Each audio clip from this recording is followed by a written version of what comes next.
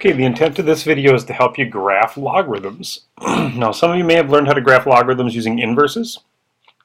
However, one great way to graph logarithms is to use easy points, such as thinking about if you were graphing a square root, plugging in perfect squares, or if you were graphing rational functions, always plugging numbers into the denominator that possibly divide easily into the numerator. Well, when you're talking about logarithms, easy points are what the easiest possible points to plug into a logarithm and find points by hand, or easy points by hand, would be. So if I want to graph something like the log base 10, remember if there's no base, this is a common log, so log base 10 of x, I'm going to plug in things like 1 or 10 or multiples of 10.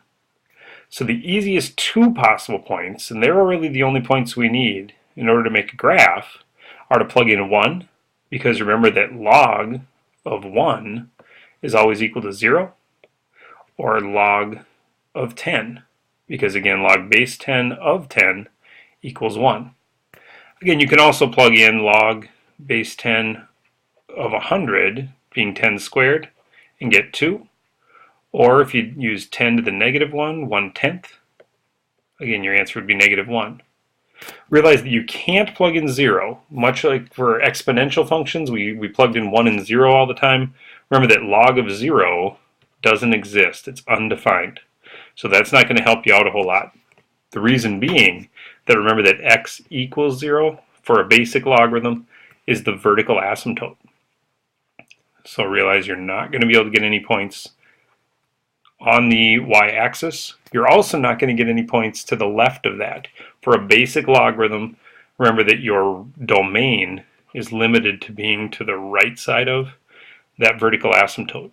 You can get any number you want back. Notice the range is all real numbers.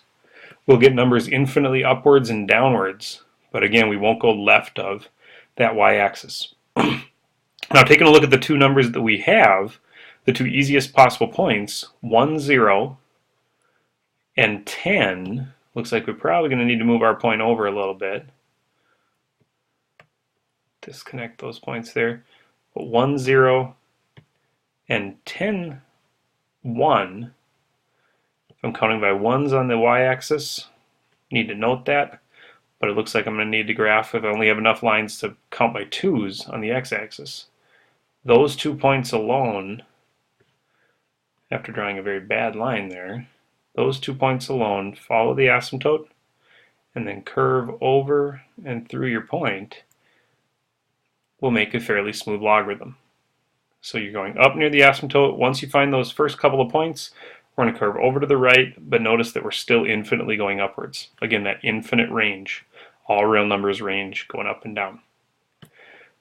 Now you can use that idea even if there's transformations, such as this plus 4 inside of a log base 3.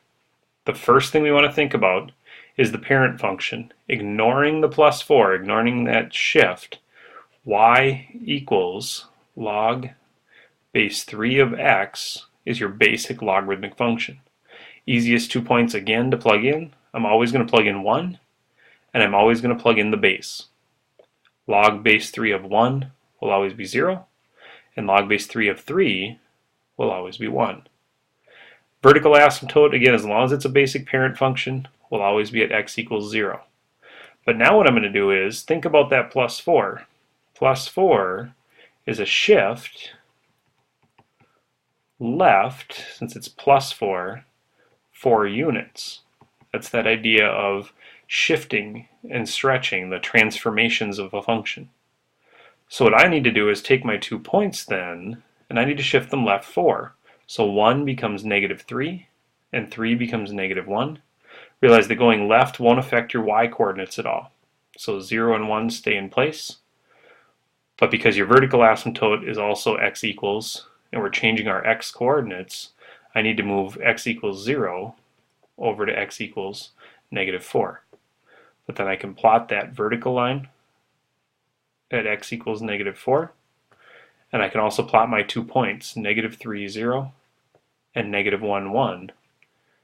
Coast near the asymptote, go through the points, and just let that trail off to the right, and you have a fairly smooth looking logarithmic function. Don't forget to label your axis. Again, we're kind of got around 1 here, so I'm just going to call this 2, so I know I was counting by ones. Call that 1, or you can call these 5 and 5, just to tell you were counting by 1 unit at a time on those axes. Domain, again, is always going to be to the right of, since our line is out to the right of the asymptote.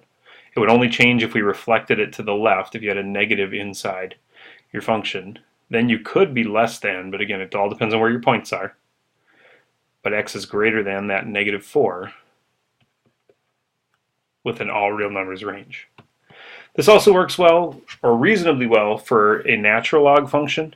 It's a little bit trickier only because the two easy points, when we think about the basic natural log of x, are still going to be 1, because that's always going to give you 0. Log of 1 always equals 0, doesn't matter what the base is. But if I plug in the base, remember natural log is base e, I'm going to end up with 1. Now that doesn't look so bad right now, but when I go to shift those functions, note that I'm going 2 to the right, and because 3 is on the outside, that's going to be 3 units down. Right? Those are going to be my 2 shifts. Well, if I take those y coordinates and I move down, they become -3 and -2. If I take my x coordinates, I need to go right 2, so 1 becomes 3.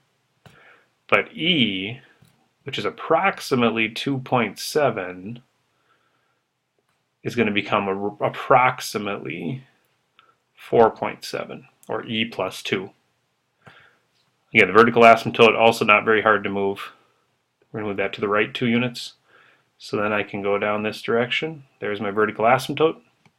Plotting the points 3, -3, and 4.7, -2. That's where it got a little bit messy. But just do your best to approximate. Notice we're going up to the right, so follow the asymptote, curve your way up, and follow the asymptote down. Don't forget to always label those axes so we know we're counting by 1s, or whatever you're counting by. Again, domain being to the right side of the asymptote, and the range being all real numbers. I hope that helps you graph logarithmic functions, and good luck on the homework.